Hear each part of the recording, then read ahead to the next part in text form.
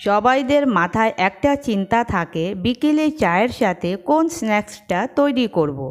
আজকে আমি আপনাদের চিন্তা দূর করতে নিয়ে চলে এসেছি একটা নতুন ধরনের স্ন্যাক্স, যেটা একবার খেলে সবাই জিজ্ঞেস করবে কি করে তৈরি করেছো। রেসিপিটা তো আমি দেখাবো, তার আগে বলি আমি কবিতা চ্যাটার্জি, আপনারা দেখছেন বাংলা টেস্ট। আজকে আমার রান্নাঘরের রেসিপি এগ স্ন্যাক্স।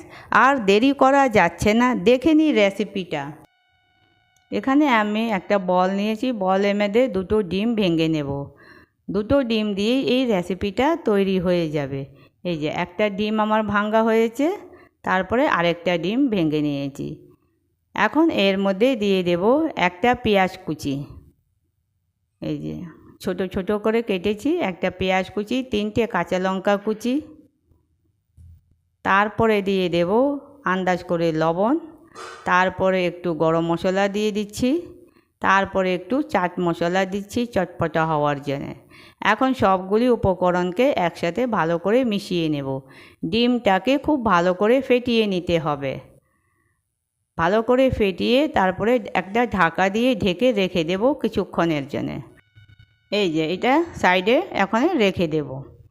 আমি এখানে একটা বাউলের মধ্যে নিয়ে নিচ্ছি হাফ কাপ ময়দা, তারপরে দিচ্ছি 2 চামচ চালের গুঁড়ো, আন্দাজ করে লবণ দিচ্ছি, 1/4 চামচ দিচ্ছি হলুদ, হাফ চামচ দিয়েছি চিলি ফ্লেক্স, তারপরে দিচ্ছি একটু রেড চিলি পাউডার, আর হাফ চামচ রসুন বাটা, গ্রেট করা আদা। এখন সবগুলি উপকরণকে মিশিয়ে নেব ময়দার সাথে। তারপরে একটু অল্প অল্প জল দিয়ে দিয়ে এই ব্যাটারটা তৈরি করব। ব্যাটারটাকে খুব ভালো করে ফেটিয়ে নিতে হবে। এই দেখুন, না বেশি পাতলা না বেশি ঘন হবে। খুব সুন্দর একটা ব্যাটার তৈরি হয়ে গেছে আমার। এখন এটাকে ঢাকা দিয়ে এক সাইডে রেস্ট করার জন্য রেখে দেব। তারপরে এদিকে তাওয়াতে আমি তেল দিয়ে দিচ্ছি। তেলটা গরম হয়ে যাওয়ার পরে ডিমটা আমি ছেড়ে দিয়েছি এর মধ্যে। এই দেখুন, ডিমটা এখন লো টু মিডিয়াম ফ্লেমে এটা আস্তে আস্তে হবে। যখন এক সাইডে খুব বেশ সুন্দর লাল লাল হয়ে যাবে, শক্ত শক্ত মতন লাল লাল, তখন এটাকে এক সাইড দিয়ে ফোল্ড করা শুরু করব। এই যে এইভাবে ফোল্ড করে দেব। এই সাইডেও এইভাবে ফোল্ড করে দিয়েছি। এখন 1 মিনিটের মতন আরেকটু হবে। এখনও কি আপনারা আমার চ্যানেলটাকে সাবস্ক্রাইব করেননি? তাহলে সাবস্ক্রাইব করে নিন আগে, আর লাইক করে নিন। এবার এটাকে পাল্টিয়ে দিয়েছি। এখন এই সাইডটাও একটু সেঁকা হবে। তারপরে এটাকে এখন পিস পিস করে কেটে নেব এইভাবে। এই দেখুন,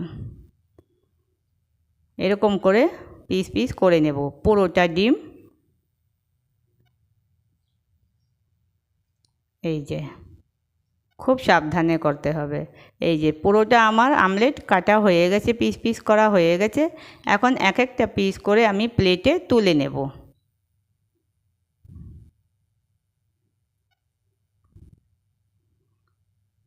এক এক করে আমি প্লেটে তুলে নেব সব।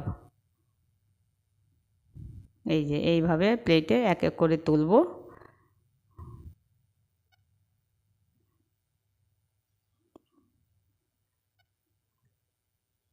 এই যে এই দেখুন, এরকম করে আমি সবগুলি প্লেটে তুলে নিয়েছি। আর ওই যে ব্যাটারটা বানিয়ে রেখেছিলাম ময়দার ঘোল, সেটা মেরে ডুবিয়ে ডুবিয়ে এই যে তেলে দিয়ে দিচ্ছি, গরম তেলে। এরকম করে এই ডিমের স্ন্যাক্সটা তৈরি হবে। খুব সহজ না, অনেক 5 মিনিটে তৈরি হয়ে যায়, বেশি টাইম লাগে না। হঠাৎ যদি কেউ আসে বাড়িতে, তখন এই রেসিপিটা, এই স্ন্যাক্সটা আর কি তৈরি করে দিতে পারবেন চা বা কফির সাথে। খুব ভালো একটা স্ন্যাক্স, আর অনেক ইজি। আর বাড়িতে সবারই সবসময় ডিম রাখাই থাকে, বাস হয়ে যাবে।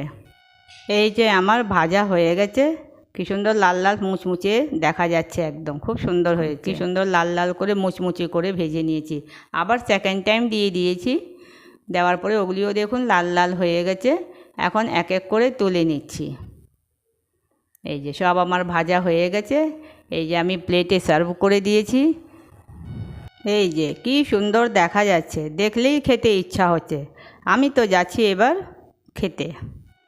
আমি তো চা তৈরি করে নিয়েছি, আমি যাচ্ছি স্ন্যাক্সটাকে টমেটো সস দিয়ে খাবো আর সাথে চায়ের চুমুক দেব।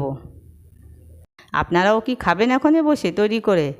তাহলে যদি আমার এই রেসিপিটা খুব ভালো লেগে থাকে তাহলে একটা লাইক, শেয়ার আর সাবস্ক্রাইব করার অনুরোধ রইল।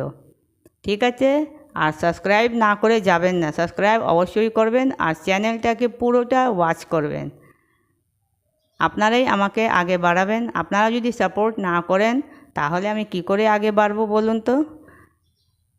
আমি আবার নিত্য নতুন রেসিপি নিয়ে চলে আসব। হাসতে থাকুন, হাসাতে থাকুন। আবার আসছি। Bye bye.